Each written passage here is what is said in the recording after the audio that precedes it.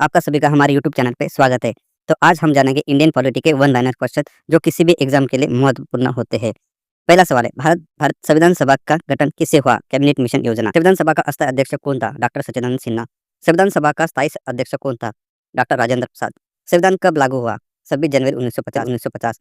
Drafting committee के chairman कौन थे? डॉक्टर भीमराव अम्बेडकर। राष्ट्रपति की शपथ कौन दिलाता है? सीजे।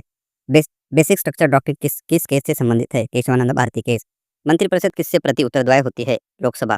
राष्ट्रपति का चुनाव कौन करता है? Electoral college. और आपको इस इलेक्टोरल कॉलेज में कौन कौन रहता है इसके बारे में जानकारी लेना चाहिए। मंत्रिपरिषद किससे प्रति उत्तरदायी होता है? लोकसभा। और हमारे कॉन्स्टिट्यूशन में कौन सा आर्टिकल इससे संबंधित है ये भी आपको देखना है। राष्ट्रपति का चुनाव कौन कराता है? Electoral college. भारत में संसद द्विसदनीय कब बनी? 1950 में। और उससे पहले क्या थी इसके बारे में जरूर आप कौन से लॉ है, किस लॉ से ये यहाँ तक सफर रहा है ये जरूर देखें।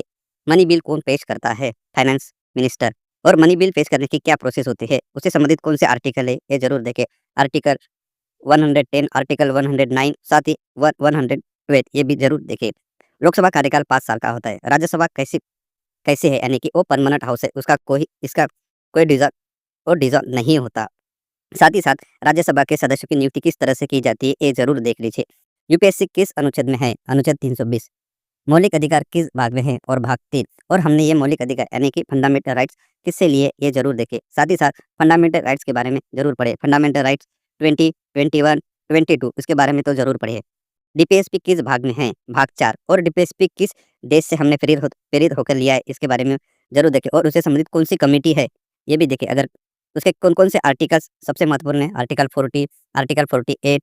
साथ ही जो भी महत्वपूर्ण लगे वो हमेशा याद रखें। नागरिकता किस भाग में है? भाग 2। भारत का संविधान कैसा है, यानी कि रिजिड है, सेम फ्लेक्सिबल है? नहीं, भारत का संविधान सेमी रिजिड है, यानी कि मिक्स है, ना ज़्यादा कि वो रिजिड है ना ज़्यादा वो फ्लेक्सिबल है। पीएम की नियुक्ति कौन करता है? राष्ट्रपति।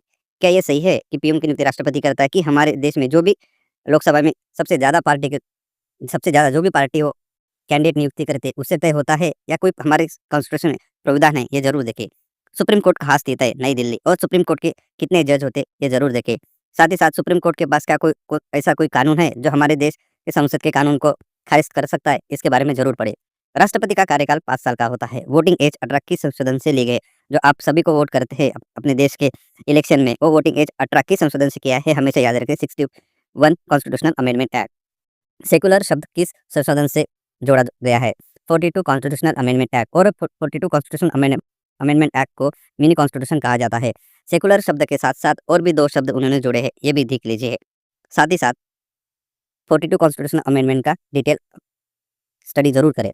नेशनल इमरजेंसी अनुच्छेद 352 में है। साथ ही साथ स्टेट इमरजेंसी यानी कि राष्ट्रपति इमरजेंसी, और साथ ही साथ फाइनेंशियल इमरजेंसी के बारे में जरूर पढ़ें। राष्ट्रपति का इम्पीचमेंट कहाँ से शुरू होता है? दोनों सदन में किसी एक से। और इम्पीचमेंट के बारे में हमारे संविधान में कहाँ मेंशन है ये जरूर पढ़े। जीएसटी किस संशोधन से लाया गया है? 101 संशोधन। और जीएसटी से क्या रिफॉर्म हुए ये भी हम अच्छी तरह से जानते हैं। इलेक्शन कमीशन सदस्यों की संख्या क्या फिक्स होती है? नहीं, उसमें कोई उसकी संख्या फिक्स नहीं होती। और ये समय पर कौन डिसाइड करता है ये जरूर देखिए। और इलेक्शन कमीशन की कैसे नियुक्ति की जाती है ये भी जरूर देखिए। नीति आयोग किसके स्थान पर लाया गया? Planning commission. और नीति आयोग का अध्यक्ष कौन होता है? उपाध्यक्ष कौन होता है? और उनकी नियुक्ति कौन की जाती है ये जरूर पढ़ लेना।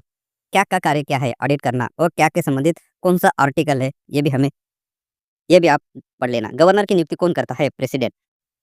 गवर्नर का कार्यकाल क्या फिक्स होता है? नहीं, और राष्ट्रपति के ऊपर डिपेंड रहता है, यानी कि सेंट्रल गवर्नमेंट। अगर किसी गवर्नर को सेंट्रल गवर्नमेंट चाहे तो कभी भी बर्खास्त कर सकता है। लोकसभा स्पीकर कौन चुनता है? लोकसभा के सदस्य। क्या लोकसभा का स्पीकर लोकसभा का सदस्य न होते हुए भी वो स्पीकर बन सकता है? इसके बारे में जरूर देख लीजिए। फंडामेंटल ड्यूटीज की संशोधन से जोड़ा गया है 42 कॉन्स्टिट्यूशनल अमेंडमेंट एक्ट। जुडिशरी की इंडिपेंडेंस से कहाँ से मिलती है? हमारे संविधान से। जॉइंट सेशन की अध्यक्षता कौन करता है? लोकसभा स्पीकर।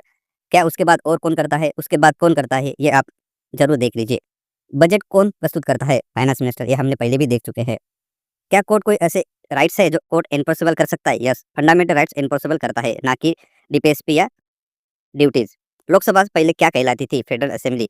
आर्टिकल 368 किससे संबंधित है? संविधान संशोधन। और हमने